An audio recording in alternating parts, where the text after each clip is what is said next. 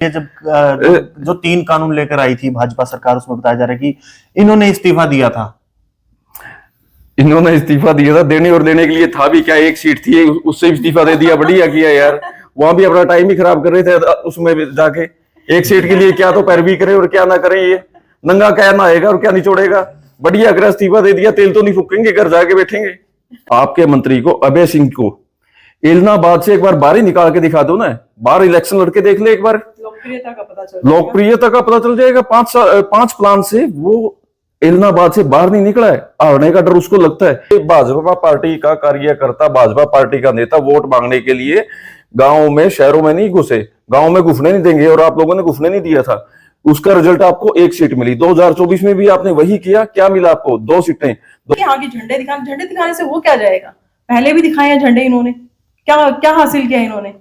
2 सीटें, और 2 सीटों के उस पे इतना कूद रहे हैं वो। आने वाले टाइम में क्या होगा? 2 सीटें भी नहीं होंगी। नमस्कार सभी साथियों को, मैं हूं नरेन, और आज हमारे साथ फ्रेम में मौजूद है बीजेपी पार्टी के पद अधिकारी। आपको एक मामला बता देते हैं। कुछ महीने पहले जो तमाम बुजुर्ग हैं, उनमें से जो हरियाणा प्रदेश के हजारों बुजुर्गों की पेंशन उनके खाते में नहीं आती है, उसके बाद शुरू होता है एक बवाल, और तमाम लोग जो है सरकार के ऊपर निशाना साधना शुरू कर देते हैं। इसी कड़ी में जो सबसे ज्यादा निशाना साधते हुए नजर आई वो थी हरियाणा की इनेलो पार्टी। इनेलो पार्टी के नेताओं ने बीजेपी पर जमकर बयानबाजी करी, और उसके बाद जो बुजुर्ग हैं, उनके कुछ बुजुर्गों के अकाउंट में उनकी पेंशन सीधे तौर पर जो है डलनी स्टार्ट कर दी जाती है। इनेलो पार्टी क्रेडिट लेती है कि हमारे दबाव की वजह से ये जो पेंशन है बुजुर्गों के खाते में डाली जा रही है।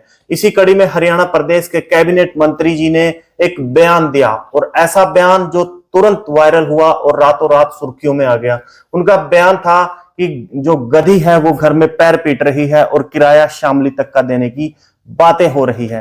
तो इसी कड़ी में जो इनेलो सुप्रीमो है उनका भी बयान आता है, और उसके बाद जो इनेलो पार्टी के तमाम पदाधिकारी हैं उनका भी बयान जो है रातों रात वायरल होने लगता है। तो इसी कड़ी में उन जो वायरल बयान है इनेलो कार्यकर्ताओं के, उनका जवाब देने के लिए हमारे साथ मौजूद है सुनीता बयान जी और एडवोकेट नीरज बयान जी। भाजपा पार्टी से आते हैं और बेहद करीबी माने जाते हैं नरवाना के विधायक कैबिनेट मंत्री कृष्ण बेदी जी के, और उन लोगों को एक जवाब देने का काम करेंगे जिन्होंने निशाना साधा था हरियाणा सरकार में कैबिनेट मंत्री कृष्ण बेदी पर। सर नमस्कार, और बहुत बहुत नमस्कार इस चैनल के सभी दर्शकों को। बताइए सर, एक बयान है जो कैबिनेट मंत्री जी ने दिया था, उसके ऊपर घमासान होता हुआ नजर आ रहा है।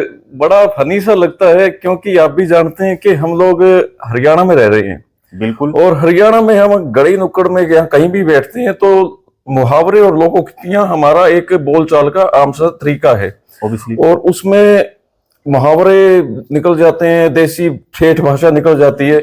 तो वही बेदी जी की भाषा थी, ठेठ भाषा के गरा गदी पैर मारे है और बाड़ा बर है शामली का। सर एक दूसरी मैं इसमें एक और जोड़ दूं, एक कहावत और मेरे ख्याल में दर्द तो होगा कि टोटा में आदमी घना बढ़ क्या करे, और इनती टोटा देखे घना टाइम हो गया, घना टोटा में चल रहे हैं, 20 साल हो गए इनती सत्ता था बाहर, राज से बाहर, और ये यह तकलीफ सहन नहीं होती मेरे भाई उनसे। सर एक मेरा क्वेश्चन है, अभी पेंशन तो आई है बुजुर्गों के खाते में, कुछ टाइम रुकने के बाद आई है। मेरा क्वेश्चन है सर, मैं एक सोशल मीडिया से आता हूं, सोशल मीडिया पे मैं लंबे टाइम से काम कर रहा हूं, तो क्वेश्चन मेरा ये है, क्या उनके दबाव में आपकी पार्टी ने पेंशन डाली है बुजुर्गों के खाते में? नहीं मेरे भाई, ना तो पेंशन रोकी गई थी ना बंद हुई, बीच में चलो एक टेक्निकल इशू चल रहे थे। उसके अंदर क्या है, जितनी फैमिली आईडीज हैं, वोटर कार्ड है, आधार कार्ड है और पेंशनें हैं, उनके ऊपर एक सर्वे किया जा रहा था कि हाँ जिसमें कोई इसका गलत बेनिफिट ना उठा रहा हो, उस चीज को फिल्टर किया जा रहा है। और किसी का कुछ बंद नहीं हुआ था, किसी का कुछ कटा नहीं था, और ये आश्वासन मैं देता हूं किसी की तनख्वाह नहीं कटी, उसमें सबको मिलेगी। लेकिन ये एक क्रेडिट लेने के लिए उनके पास सिर्फ 2 ही सीटें हैं। वो क्रेडिट लेने के लिए, एक अपनी जगह बनाने के लिए, खोई हुई जमीन जो उनकी खो चुकी है उसको ढूंढने के लिए, बढ़ाने के लिए लोगों को ये विश्वास दिला रहे हैं कि हमारे अभय सिंह चौटाला जी लोगों के लिए, जनता के लिए आज भी इतना ही काम कर रहे हैं। सर मेरा क्वेश्चन है, अभी ये जो विवाद है, जो आरोप प्रत्यारोप ही कहेंगे इसको, इसमें इनेलो के पूर्व हल्का अध्यक्ष जो है, हल्का प्रधान है, उनका भी बयान आया है और आपने सुना होगा कैबिनेट मंत्री कृष्ण बेदी जी को, उन्होंने क्या कहा है कि गांव गांव में आपका विरोध शुरू कर देंगे, काले झंडे दिखा दिए जाएंगे। तो इस पर क्या प्रतिक्रिया रहेगी आपकी? एक भाजपा कार्यकर्ता वाकई बड़ा इंटरेस्टिंग क्वेश्चन है आपका। वो दनौदा के पूर्व प्रधान हल्का प्रधान, मैं शायद नाम भी नहीं जानता अच्छे से, मैंने उनका आज वीडियो देखा था और जो वो कह रहे थे कि गांव में नहीं घुसने देंगे, काले झंडे दिखाएंगे, विरोध करेंगे। ये विरोध तो मेरे भाई आप लोगों ने 2019 में भी किया था। एक सीट आई थी आपके पास, 2019 में विरोध किया था कि भाजपा पार्टी का कार्यकर्ता, भाजपा पार्टी का नेता वोट मांगने के लिए गांव में, शहरों में नहीं घुसे, गांव में घुसने नहीं देंगे, और आप लोगों ने घुसने नहीं दिया था। उसका रिजल्ट आपको एक सीट मिली। 2024 में भी आपने वही किया, क्या मिला आपको? 2 सीटें। दोबारा करके देख लो, पार्टी ही खत्म है। दोबारा करके देख लो, उसके बाद पार्टी खत्म है। वो मेरे मंत्री जी को वाहियात कह रहा है, उससे ज्यादा वाहियात आदमी मैंने जिंदगी में कहीं देखा नहीं। मैं तो सोचता नहीं कि वो एक हल्का प्रधान रह चुका होगा। मैं तो सोचता हूँ चपरासी के लायक भी नहीं समझता उसको, जो उसकी वर्डिंग है ना, जो उसकी वर्डिंग है। एक कैबिनेट मिनिस्टर को, हाल प्रेजेंट में मिनिस्टर है, उसको बोल रहा है गडरिया और गडरिये की गाड़ी के नीचे चलने वाला एक कुत्ता वर्डिंग कह रहा है। मेरा तो मन करता है कि माना नहीं का दावा करूंगा उसके ऊपर, और करूंगा जरूर। जहां तक वो वर्डिंग कह रहा है, जितना गंदा बोल रहा है। क्या कहा उसने मेरे मंत्री जी के बारे में कि शाहबाद से इलेक्शन क्यों नहीं लड़ा, यहां क्यों आया भाग के? अरे भाई, मेरे मंत्री जी को हारने का और जीतने से मतलब नहीं है। जहां भी मेरी पार्टी, हमारी पार्टी अपने कार्यकर्ता को, अपने नेता को ये कहेगी कि आपको वहां से इलेक्शन लड़ना है या यहां से लड़ना है, आपको ये करना है, आपकी बार इलेक्शन नहीं लड़ना है या लड़ना है, हम लोग विरोध नहीं करते। हमारी पार्टी में विरोध नहीं है, सामंजस्य है। डिसाइड ही आगे से ही होता है कि चुनाव कहां से लड़ा जाए। और मैं बता दूं, मेरे मंत्री जी कृष्ण बेदी जी शाहबाद छोड़ के नरवाना में आए, इलेक्शन लड़ा और जीत के भी दिखाई। वो जनता का प्यार था, हम लोगों का प्यार था, भाजपा का प्यार था, दिया, जिता के दिया।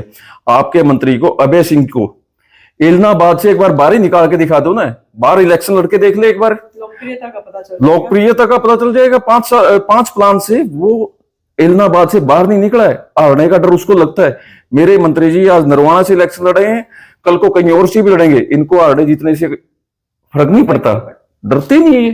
सर इनेलो सुप्रीमो ने कहा था कि भाई मैं अगर इशारा करता हूं तो मेरे कार्यकर्ता ही इन लोगों के लिए काफी है, इनको सबक सिखाने के लिए। आपको नहीं लगता उनका इम्पैक्ट है? मैं बताता हूं आपको, वो इशारा करते हैं, उनका कहने का मतलब उन्होंने इशारा दे दिया कि कृष्ण बेदी जी का, भाजपा का विरोध करो। हरियाणा में इनके नेता गली में, गांव में घुसने नहीं चाहिए। ये चाहते हैं विरोध करें, उसके बाद माहौल खराब हो। वो वही माहौल खराब कराना चाहते हैं, कार्यकर्ताओं को उकसा रहे हैं। खुद आगे क्यों ना बात करें, उनमें इतनी हिम्मत नहीं है क्या? कार्यकर्ता के थ्रू क्या करो, वो कार्यकर्ताओं को भड़का रहे हैं। खुद आ रहे हैं, वो 23 तारीख को बताया जा रहा है, उनका एक विजिट शेड्यूल है यहाँ। आ रहे हैं तो करे हमारा विरोध। तो नहीं, मेरा है कि जो क्वेश्चन है वो कह रहे हैं, जैसे उनके पदाधिकारी, इनेलो के पदाधिकारी कह रहे हैं कि भाई हम जो कैबिनेट मंत्री जी हैं उनका विरोध करेंगे, इवन ब्लैक फ्लैग दिखाएंगे। तो जब अभय चौटाला यहाँ पर आते हैं तो क्या आपकी पार्टी के कार्यकर्ता भी कुछ ऐसा सिमिलर करने का प्लान है? हमारी पार्टी में कायदे कानून जो पार्टी आदेश करती है, और हमारी पार्टी का कार्यकर्ता है बड़ा शांत स्वभाव का है। हम लोग इन झंडे दिखाने और इन चीजों में विश्वास नहीं रखते। हम तो काम करने में विश्वास करते हैं, अपना काम करते हैं, जहां जरूरत होती है वहां प्रेजेंट होते हैं और अपना काम करते हैं। हम ये फालतू की आगे झंडे दिखाने से वो क्या जाएगा? पहले भी दिखाए हैं झंडे इन्होंने, क्या हासिल किया इन्होंने? 2 सीटें, और 2 सीटों के उस पे इतना कूद रहे हैं। वो आने वाले टाइम में क्या होगा? 2 सीटें भी नहीं होंगी। तो ये कार्यकर्ता ही है जो इनेलो को ले डूबा है। सर ऐसे बयानबाजी जो आ रही है, आपको लगता है इनसे राजनीतिक स्तर गिर रहा है? मेरे भाई, राजनीतिक स्तर तो हमेशा से गिरता ही आ रहा है, क्योंकि गिरता ही आ रहा है। एक मैंने वो वक्त भी देखा है, नहीं तो सुना है मेरे पिताजी से, जब अपने अटल बिहारी वाजपेयी जी जीते थे, सिर्फ बीजेपी की 2 ही सीटें थी स्टार्टिंग, बिल्कुल।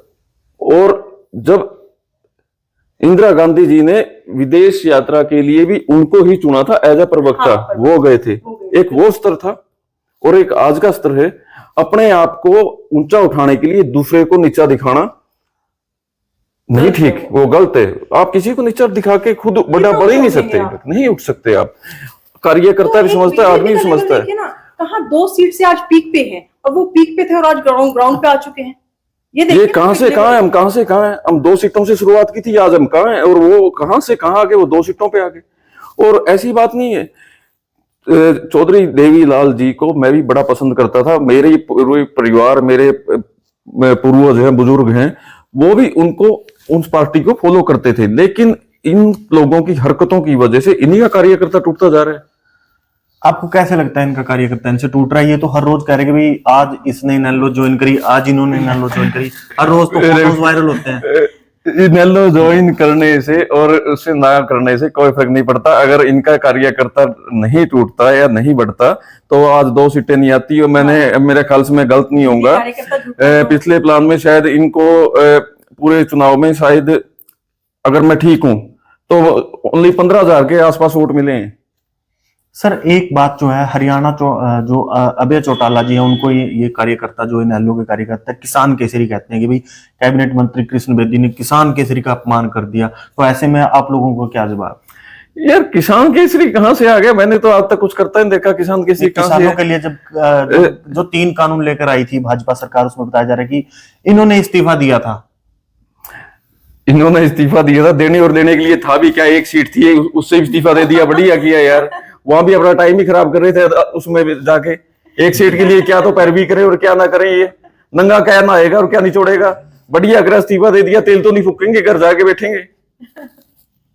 तो क्या आप इसका, इनके जो इस्तीफा इन्होंने दिया था उसका कोई इम्पैक्ट नहीं देखते? उसके बाद इनको किसान केसरी की उपाधि जो दी गई मांग करते हैं। सुनो, एक कहावत है, आंधी वंडे अपने अपने अंधे। उपाधि भी खुदे देने वाले और उपाधि भी खुदे लेने वाले। इन्हें का आदमी ने उपाधि दे दे, ये ले ले, ये दे दे, ये ट्रांसफर कर दे, ये ठोकर मार दे, तो बोले जी हम इस्तीफा देके चल पड़े। ऐसा होता तो जिनकी उपाधि दी ने वो 1 सीट कौन दे रही थी, सीएम बना दे रहे, सीएम बना दे रही थी। कहते ना कि और पूरा परिवार में कितने 2 ही सीटें इनकी आ रही है। अगर इनेलो कार्यकर्ताओं की तरफ से कहीं भी कैबिनेट मंत्री कृष्ण बेदी का विरोध करते हैं वो, तो बीइंग ए बीजेपी कार्यकर्ता आप लोगों का क्या रुख होगा? अगर हमारा विरोध करते हैं, मेरे कृष्ण बेदी जी का, हमारे कृष्ण बेदी जी का विरोध करते हैं, तो बीजेपी एक बहुत बड़ा परिवार है और निर्वाण तक सीमित नहीं है। ये राष्ट्रीय स्तर की पार्टी है, तो ये तो एक हरियाणा तक सीमित है। और वो भी कुछ ही को में, इतना तो वोट बैंक भी नहीं है कि कितना विरोध करेंगे। किराए से, अगर किराए के गुंडे लेके आए वो तो अलग बात है, लेकिन उसके लिए भी देख लेंगे भाई, हम तैयार बैठे हैं। अरे भाई ऐसा कुछ नहीं है, कहने को वही है। अगर किसी को बदनाम करना है, किसी के बारे में कुछ कहने के लिए नहीं है, तो उसके ऊपर आरोप लगाओ। और ये आपने कभी देखा होगा, ये तो वो बात आ गई, गांव में महिलाओं को लड़ते देखा होगा, तो उसके अंदर क्या होता है, कहने के लिए कुछ ना हो तो उसके चरित्र पे आ जाओ। अगर आपके पास कुछ कहने के लिए नहीं है, ठोस कुछ कहने के लिए नहीं, तो उसके चरित्र पे आ जाओ। वो तो ऐसे है, वो तो वैसे, वो वैसे। लांछन लगाने से क्या होता है यार? दुनिया लगाती है लांछन, प्रधानमंत्री जी भी लांछन लगते हैं, क्या हो गया? लगाने वाला कौन सा है कौन? किस उसकी बात में दम कितना है? कौन है ये? कमीशन खोरी को लेकर आज इनेलो का कार्यकर्ता सड़कों पर उतरेगा, ये कहना उनका, और जगह जगह जाकर कमीशन खोरी का जो है भंडाफोड़ किया जाएगा। अब अपनी जगह बढ़ाने के लिए, बचाने के लिए कुछ तो करना पड़ेगा ही। भांडाफोड़ कहां से करेंगे? अगर ऐसी बात है ना, कमीशन खोरी है, उनके पास ऐसा कुछ है ना सुनीता, अगर कुछ भी है तो आप भाई कोर्ट में जाओ, कंप्लेंट करो, कोई पुलिस कंप्लेंट करो, कुछ प्रूफ लेके आओ, कुछ तो लेके आओ। कमीशन खोरी किसी ने तो की होगी, किसी के साथ मिलके तो की होगी, कोई तो एविडेंस होगा। जाओ कोर्ट में, कोर्ट बैठिए।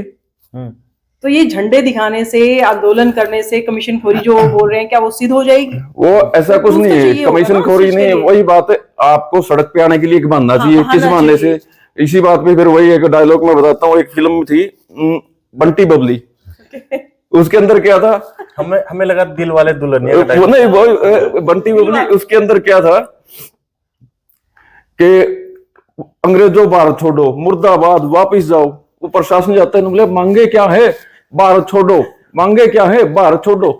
मांगे कुछ थी ही नहीं, वही बात, आंदोलन करना है। जब मांग कुछ है ही नहीं, जब रोड पे बैठने के लिए, रोड पे बैठने के लिए कोई तो बनना चाहिए, कुछ तो करे, तभी तो लोगों को पता चलेगा, मीडिया को पता चलेगा। आप लोग तभी तो जाओगे उनके पास, पूछोगे भाई क्या दिक्कत है क्या नहीं, तभी अपने आप को हाईलाइट करेंगे। उनके पास हाईलाइट करने के लिए कुछ है ही नहीं, तो कुछ न कुछ तो चाहिए मेरे भाई। ठीक है, करो दिल वाले दुल्हनिया को। हाँ, वो मैं अभी दिल वाले एक्चुअल मैं बताना चाह रहा था कि जब 2005 से लेके, नहीं, वो 1999 से लेके 2005 तक जब इनकी सरकार बनी और पूर्ण कालीन बनी, उसके अंदर क्या था, सीएम तो इनके घर एक था, चौधरी ओम प्रकाश चौटाला जी, लेकिन इनके घर का हर एक आदमी सीएम था। समझ रहे थे वो, हर एक आदमी सीएम था, इवन कार्यकर्ता भी सीएम वाली फीलिंग ले रहा था।